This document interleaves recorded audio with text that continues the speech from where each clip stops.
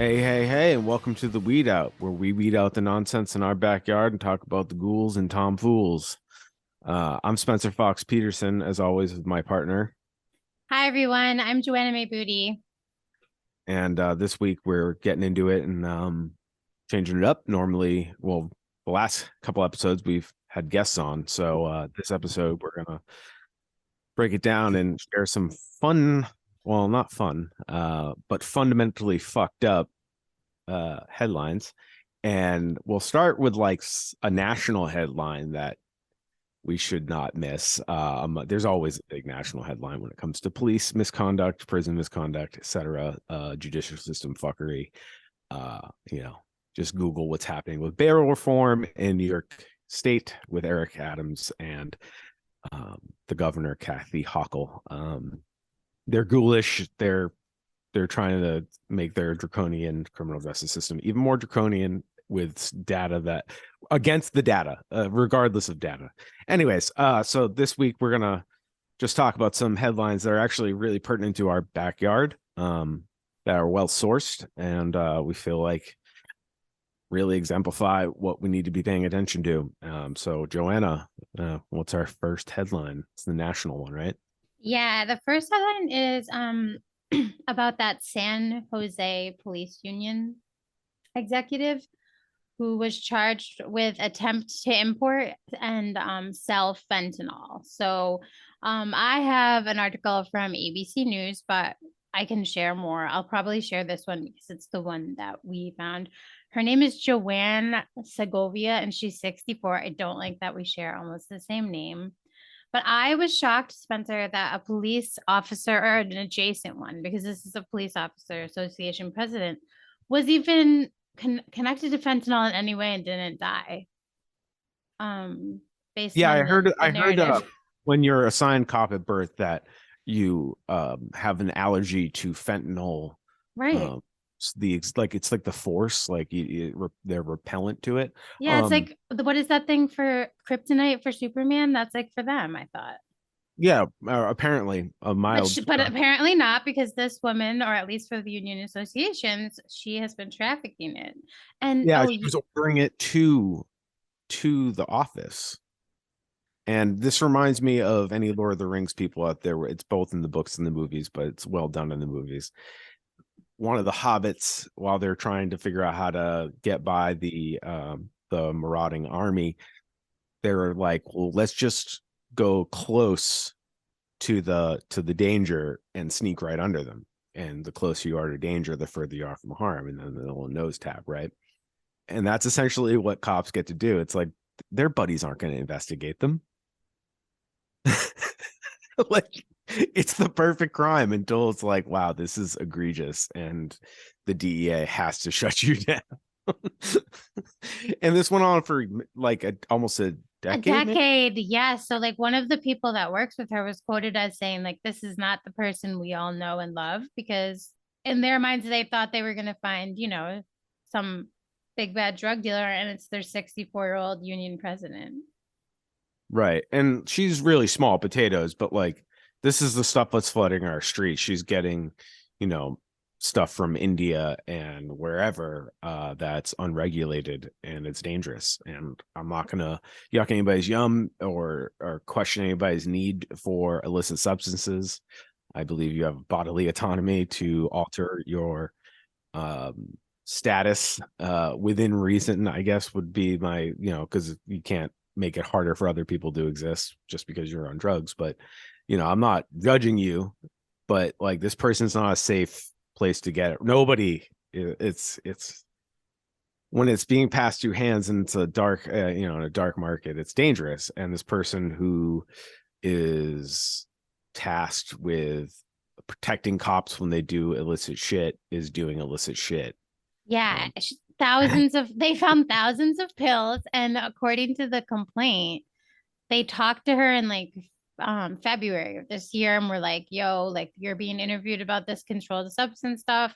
She didn't stop because like most cops, they don't think they're ever going to be held accountable.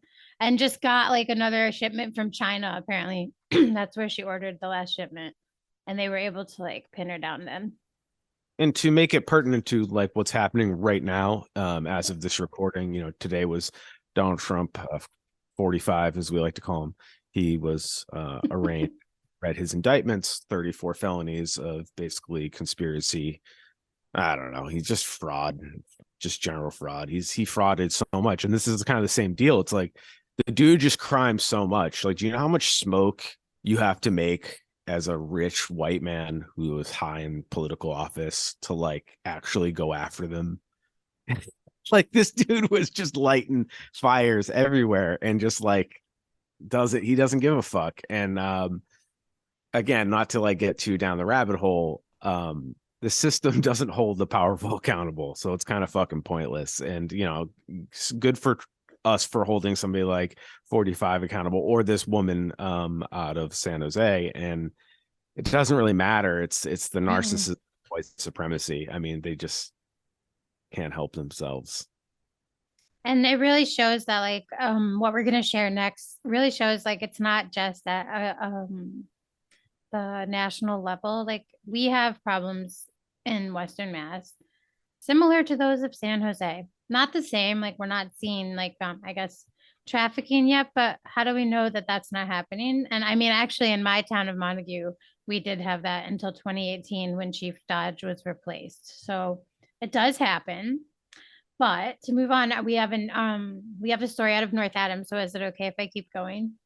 Absolutely, yeah. Let's keep All going. right. So this one, Sleepy little town of North Adams. yeah, I used to call it the Enchanted Land of Na. I've lived there twice. It's very nice.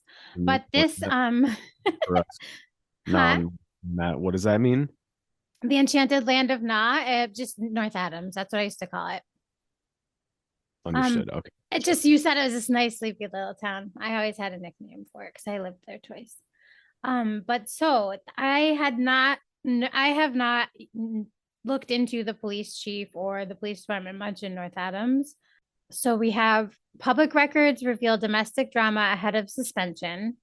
So the chief of police was suspended, and then he was basically like let go from the department. And this is a WAMC Northeast Public Radio reporting that Josh Landis did. I hope I didn't butcher his name. Apparently, it's a city native, 15-year tenure under the former chief. And then it just looks like he had inappropriate relationship in like his private life that kind of overlapped into his chief duties, to the point where the people in charge kind of they didn't have I think at the end of the article it just says they'd lost trust in his ability to like hold that position. The one thing about the article that I thought was a good thing that people should use at North Adams to compare to maybe other towns was the chief of police salary was $91,000, and that's honestly really low compared to what chiefs are paid in other towns. Like Greenfield, the chief makes like 175 base. So just to Yeah, I mean, compare. relatively, but I mean, what's the workload? I mean, fuck. Well, North Adams and Sorry, Greenfield sorry for, are sim. for anybody out there, not to call it workload, but what are their responsibilities? I guess. Well, I feel like those two towns are comparable. After having, I live now next to Greenfield and I lived in North Adams. Like, I don't know the numbers and I will look it up, but I mean, what was the chief of police in Greenfield doing? He was on, you know what I mean? He was on leave for like months. Right. So I just think it's the taxes in Greenfield are really high too. So I'm just highlighting it so that people who think of where our tax dollars go, like why are small towns paying a chief 175,000 dollars a year when like what is your salary? What is Right. my salary? You know what I mean? Just stuff like that. Yeah, and I guess the highlight here is it's not about him having a domestic. I mean, hey, it doesn't sound like anybody was physically assaulted, but there is unspoken violence when you're dealing with a police officer.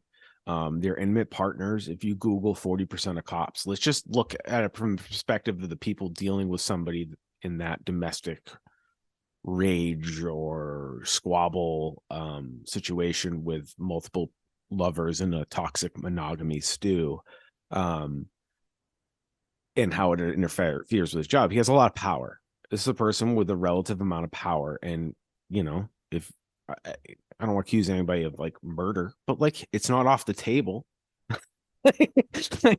Anything up to and including murder, these cops think they can get away with murder. They have a culture of that. And it doesn't mean I don't mean to accuse this chief of that. I want to make that clear. I don't mean that, but that everybody kind of knows. That's in the back of everybody's mind with the parties that are involved with domestic squabble. So that's why it's like inappropriate. Like if we all know and agree that a chief of police has a lot of power, unfortunately, that means he's got to be able to keep a cool head and act reasonable when things are over or when he doesn't hear things he wants to hear. And like, this is the same. He has to be able to walk away and de-escalate with his loved ones, like, unfortunately, this is a bad reflection of character that seems all too prevalent with cops. And like, just Google 40% of cops. I mean, they self-report abuse at a rate of 40% on pretty good studies. So This one is not as egregious, I don't think, as San Jose Police Association trafficking medications, but it is still alarming when you think about it because he was using his position as a police chief and his power. He was, also using his work email, and eventually things just I will share this article, but the town eventually said, like, we don't want you in this position anymore. and it just goes to show you can hold people accountable, and also like what is a good take home pay. Yes, why is Greenfield, like, unfortunately this is how we hear about a lot of salaries, or like that actually for some reason when you put it out of context and you put it on a spreadsheet and you're like, look what they're paying these cops, people just see numbers on a sheet, but then you put it in context with a salacious story and it sticks with people. And I'm not like, I that's the thing that drives me crazy about how media literacy works. But unfortunately, when you attach things to salacious stories like this cop, I'm like, again, I don't care about his domestic problems. Like, that's his business, that's their business. But like, when you doing it on company time and you're wielding unspokenly, unfortunately, when you're in this position of power, like, you have to be extra aware of it or else you're unsafe with it, period. um Absolutely. this is a lot of our problems with a lot of police executives, or whatever you want to call them, management, and just they have a lot of power all the way down to the individual trooper or policeman. So Yeah, and I just looked up the numbers for Greenfield and North Adams just to compare so people would know. So North Adams is close to 14,000 and Greenfield 17,000. So they are comparable in a way. I mean, that's a 91 to 175,000 is a huge jump, right. in my personal opinion. If I'm being taxed, just because Greenfield's taxes are really high. And when you think about what your taxes pay for, in Greenfield, that's for the chief and then like stuff like that. So, Yeah, let's like, I guess this is a good segue into Greenfield, because the next oh, it is the story. Yes. let's So go we to have a Greenfield. story. Give some context on that. I received a press release from Counselor Golub. I'm sorry if I'm mispronouncing their name, Just spell but it for the audience. Golub, and it's a counselor in Greenfield. This was on March 31st for immediate release, and the mayor announces plans to cut proposed Greenfield public schools budget by $1.5 million, maybe more than that. So on Wednesday, in an email to Greenfield city councilors, the mayor announced plans to cut the Greenfield public schools budget by for a little bit over 1.5 million. While the mayor's proposal constitutes a small increase over last year's funding, it amounts to a 6.7 decrease from the superintendent Christine DeBarge's proposed budget. So unlike the chief of police, the superintendent DeBarge came with like an actual proposed plan, and the mayor's wanting to cut it. So at this point, the final budget will be determined by the city council. So when the city council lacks the power to like appropriate funds in any other city department, the council may increase funding specifically to the school budget due to the state statutes. So the next two meetings, so basically the city councilor wants public input, and I know it's because they've had so many issues with the police department up there. And again, we mentioned how much the chief of police makes and how much money they've demanded over the past and or lost the city. So I think city councilors would like people to come out. So the next two meetings are April 19th and May 17th at 6:30 at the John Zahn Senior Center. They're also typically on Zoom, so you can find those on the Greenfield City website. There will also be a school department budget meeting on April 24th at 6 p.m. And the final budget is likely to be voted on May 17th. So I'm sure but they really want people to be there for public comment because again, they want, like, why is the school system the last place to get money? The police department had an increased budget of 12.55%, the fire department by 11%, and public works by 6.2%. And Counselor Catherine Golub says, like, our budget is a reflection of our values and what we value as a community. I believe that Greenfield's #1 funding priority should be our schools. If the Greenfield City Council passes the mayor's budget as is, it will mean layoffs, unfilled positions, and cuts to essential programs for our kids. This has been the story year after year in Greenfield. Why are we starving our schools? It hurts our whole community. And I'm really glad that she sent this out to a number of people in the press, including us, because I feel I think it's important to like look at those numbers again. It's our tax dollars, and how we vote and how we allocate money does show our value of our values, like in their community. I don't know, And Spence, what do you? this doesn't outrage you. This Yeah. like this same police department. So Greenfield Police, let's tie it back into these fuckers, right? They are literally taking food from children. They're taking candy from children, knowledge from children, like not directly, but through the transitive property, right? And it's like, just let's even get really basic here. Why does the sewage department only get 6%? I'm sorry, poop tubes fucking matter. All right. I don't want diphtheria. I don't want, TB, diphtheria. I don't want any of the shit that we used to get on a regular. Listen, Abraham Lincoln's kid, the president of the United States, lost kids to fucking typhoid and all sorts of stupid shit because they were drinking water that's contaminated with poop. So I'm sorry, 6% to the sewage department. That just doesn't make any fucking sense compared to the what do the police do? It's just a fucking money pit. Literally, that department is a money pit specifically. They just pay it out minimum 400,000. It was probably more when all said and done. With everybody who's got to get paid, right? Like for system internal racism within the ranks, and there's reports of officers and captains and lieutenants that live in the town that have Confederate flags or have been belligerent and drunk and harassed marginalized people in their neighborhood on their free time, and maybe not in uniform, but and then just all the story. It's endless. And Greenfield's a sleepy little town that like Pittsfield, like Holyoke, really were decimated when manufacturing left the United States, and their depressed economies, and obviously painting with a broad brush, they all have their unique histories and culture there. But it's poverty. Poverty is the issue, and defunding your schools in lieu of more toys and paying for lawsuits and just general boosting morale. They're complaining about being short-staffed, and then they threaten to pull their night shift, and they do pull their night shift. And then miraculously, everything that happens at night that the Mass State Police have to report on, then the Mass State Police making a big deal about it on their social media and pumping out to their press sources, and then Greenfield people are pressing out to WWLP and Mass Live, and it's this whole fucking pity potty about morale and blah blah blah. It's like, no, it's accountability. We don't fucking need you, period, end of story.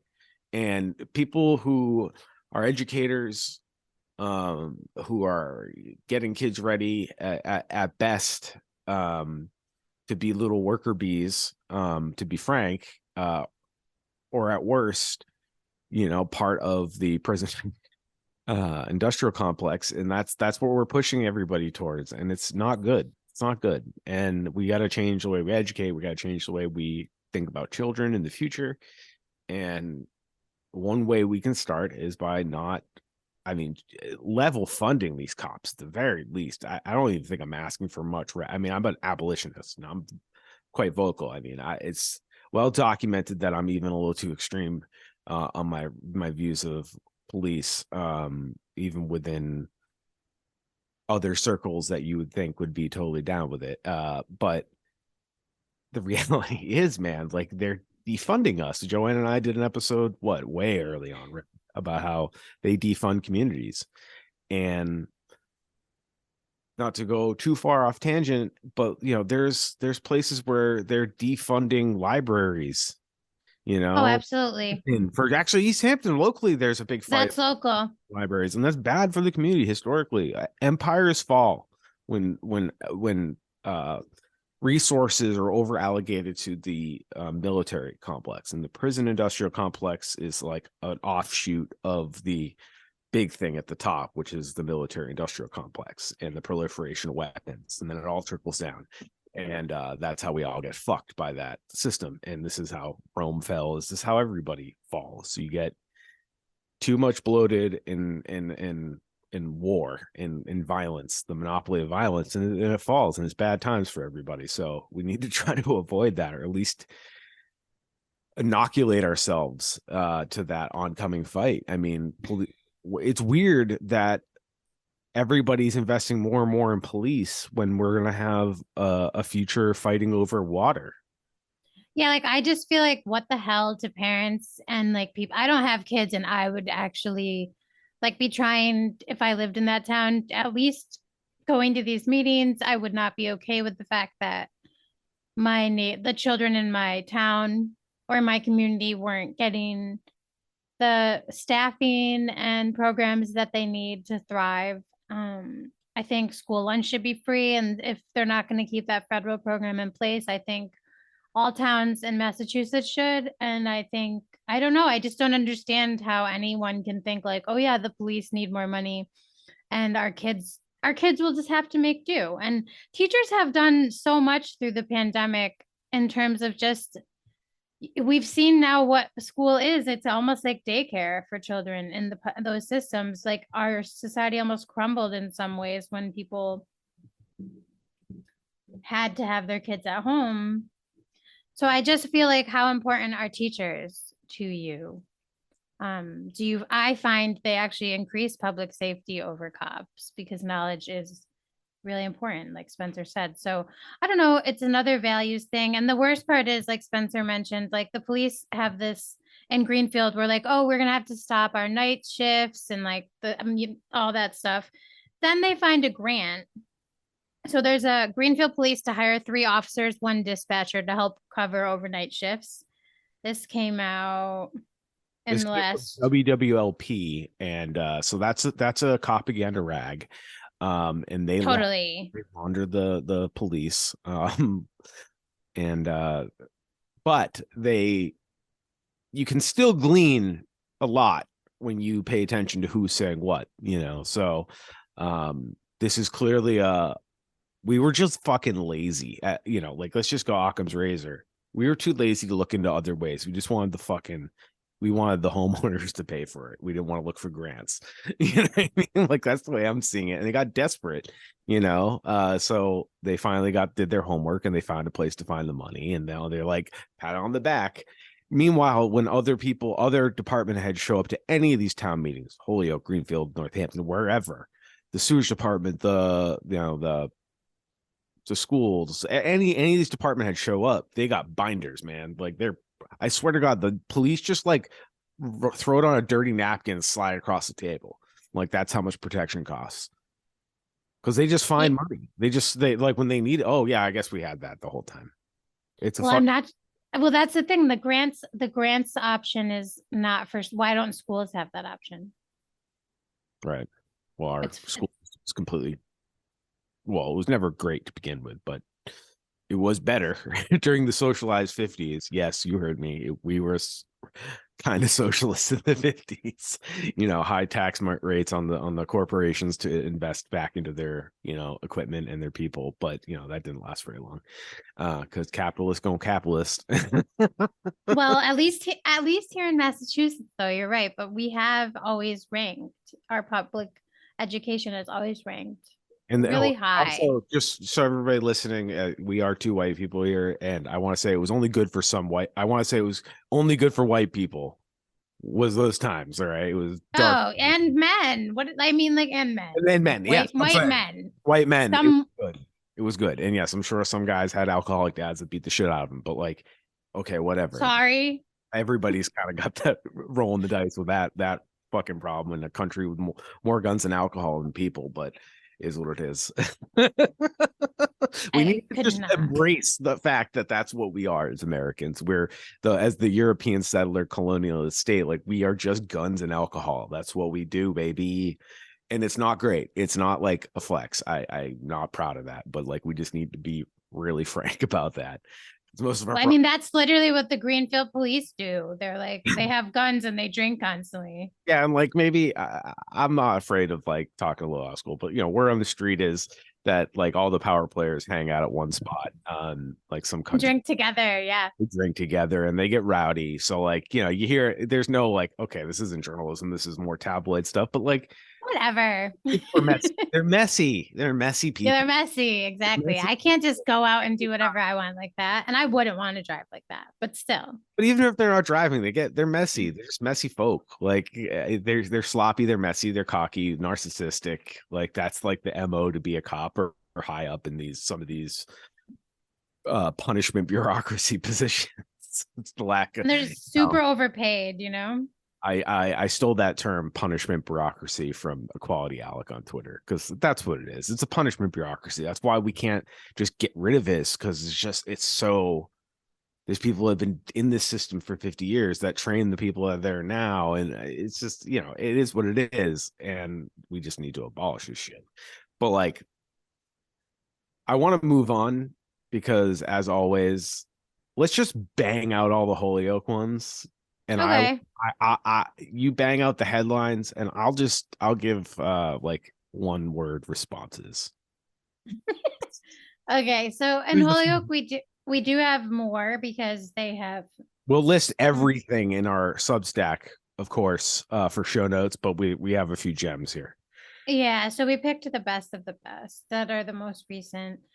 So New England Public Media, Dusty Christensen reports records obtained under the new mass law show Holyoke police dismiss nearly all civilian complaints, and that's over the last decade. So I think we've talked about this, but that's the headline that we're sharing first. Trash. That's it. That's the word trash. Like the cops investigated themselves and found no wrongdoing, and there were no complaints. I don't know what you're talking about. And a backup to that story would be Andrew Premier's. He kind of dove a little deeper, so we'll share that part, his story as well, or his article about this particular story, because records is kind of Andrew's thing, and it goes over the new law and all that stuff. Great. The next, You got to have Andrew back on. But that's yeah, for sure, wealth of knowledge. yeah. It's people like him and Dusty is the grunt work that it's the unsung heroes of our time. You can't hide everything. Right, and there are people that are persistent and will do the work to find.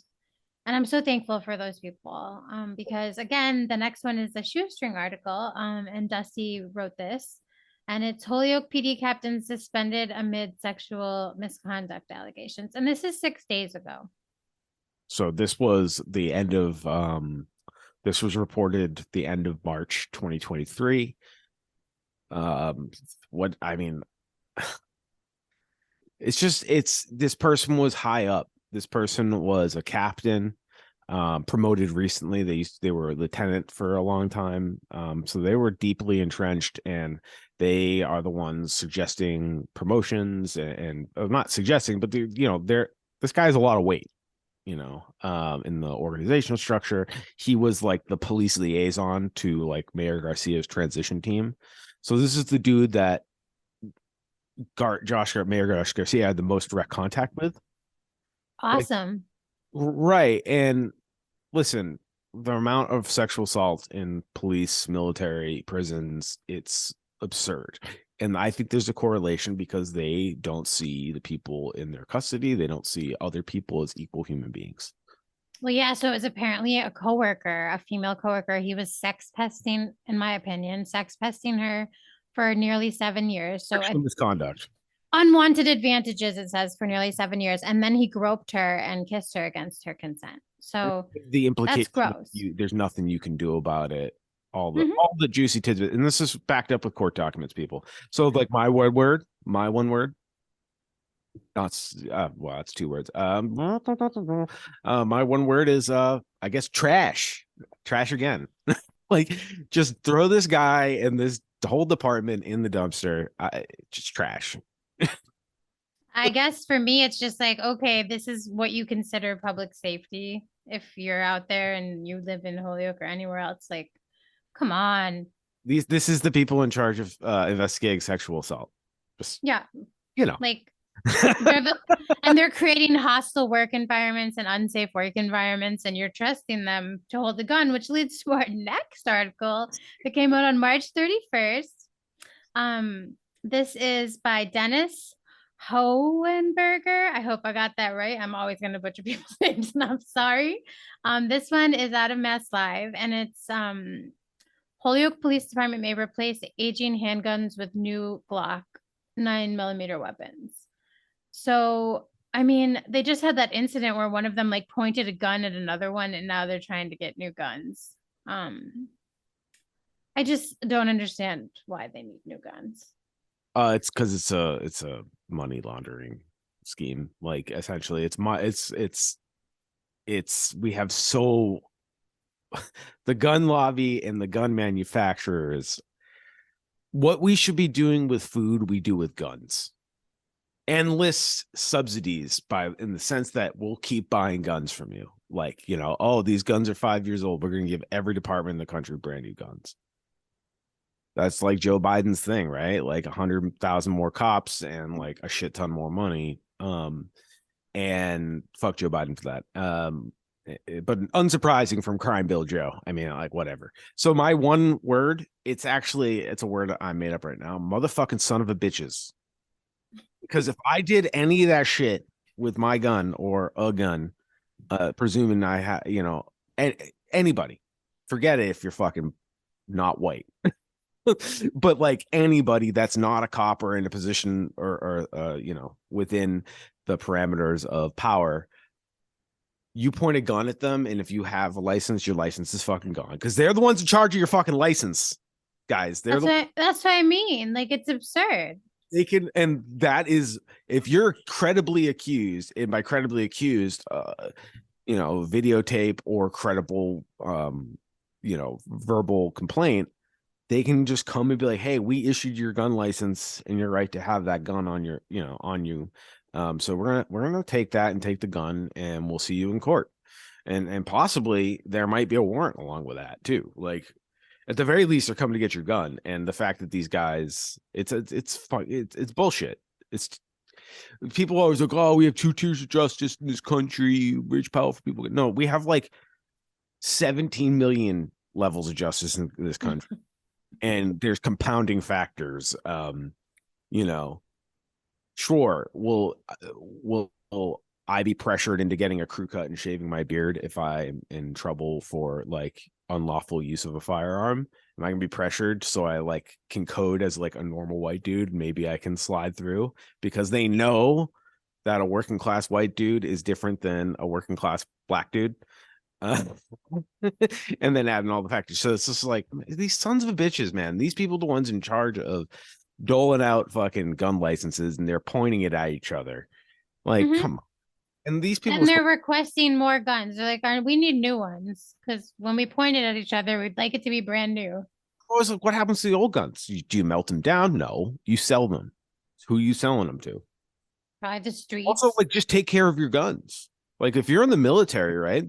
You don't just walk around with your rifle. I wasn't even in the military, and I know this. This is just basic fact. You go to the armor, and like when you return your gun for like whatever duty you had to do that required you to have a gun, which not everything requires you to have a gun, so they don't give you a gun whenever you're out and about. That's how the military works. They do just, I mean, I'm not like here to like praise the military, but they do a lot better of policing their shit. Well, um yeah, they take actual like count of like they actually do bring a take gun to every in what's it called? Inventory? yeah, they don't take a Like gun to every fight, even like internally, they purposely keep the guns away when they're dealing with like stuff just on base, right? Anyways, they purposely don't give out guns and everybody has guns. Like you have, and when you bring it back, it has to be like up to spec, clean, disarm, like whatever their process is, their SOP. so that's my point. Like they do a really good job with inventory because some friends of mine were in the army and have told me this that with the police issue, their issues with the police are that like even in Holyoke they've lost guns. How is that? Like, yeah, no, this Like is how is that possible? Like if you're supposed to be a public safety officer. right. And there's tons of stories. Like there was a Mass State Trooper lost a rifle in an unsecured vehicle recently, and they're like, "Well, Yeah, it's like let's find this gun." It's like, no, fuck you. You find that fucking gun. That's on you. Why are you what?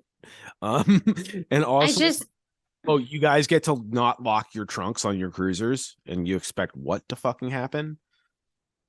And yeah, like those are such dangerous weapons. They should have protocols in place for like that. That why should does never every happen. cruiser need to have a shotgun and an automatic rifle in it? Like what? Why does ever so like you're telling me we have quadruplicates of every gun in our inventory and they're just rolling around in the streets with them? Again, in the military, it's not how it works. But I think they don't take care of their weapons. I bet they're really sloppy. It's like line cooks that when you share knives, I bet they're really fucking sloppy with them. They're all dinged up. They've got food in them. They probably don't clean them like you do, like responsible people should be doing. Because even if you don't use it and it's out and about and exposed to the elements, you need to maintain that firearm. And there's probably a reason their guns are out of commission and they need more guns. And it's like they probably don't take care of their shit. No. It sounds like to me. If they're losing it and pointing them at each other, like I can't trust them in my opinion. That tool, and it is a tool, and it's a tool of violence. And they are willy-nilly with violence. I mean, that's really it, and that's why motherfucking son of a bitch. For sure. And the last story we have comes out of Pittsfield, my hometown, which again, a comparable city to all the ones we've mentioned. And it's out of iBerkshires. It's an online publication by Brittany Polito. Community members oppose more police in the Pittsfield Public Schools. And so basically, people are speaking out because they want to add more resource officers to the schools. And it's been, this was March 31st, and it's been a year since Miggy Estrella's death and murder by police is what I would call it. And so basically, some of the activists in Pittsfield that we have worked with in the past are saying like, and others, community members are just hoping like, why would we add more police officers if this incident just happened? We want to keep our children, especially our Black and brown children, safe. And how does adding cops to schools do that? It doesn't. This is a well documented thing. We need to get cops out of schools since Columbine, which was like 1999, I believe.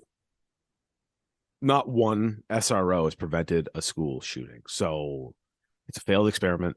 It doesn't work. More cops don't solve our problems.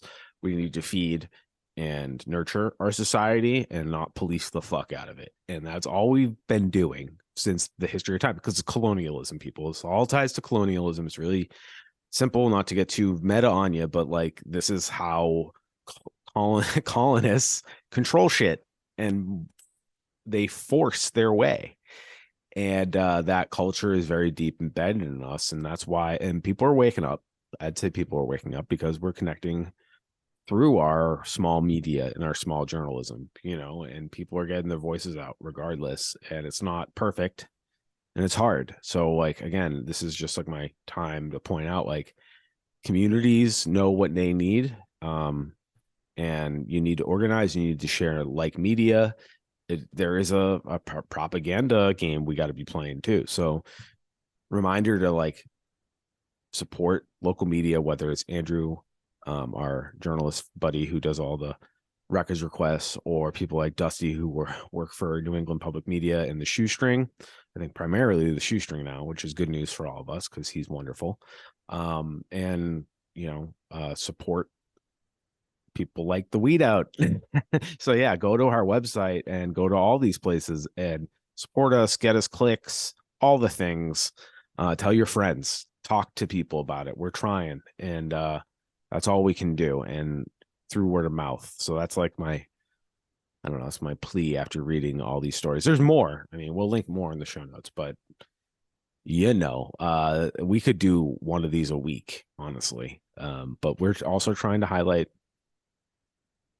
good things. So gotta keep the wins and the eyes on networking forward, and that's all we could do, right, Joe?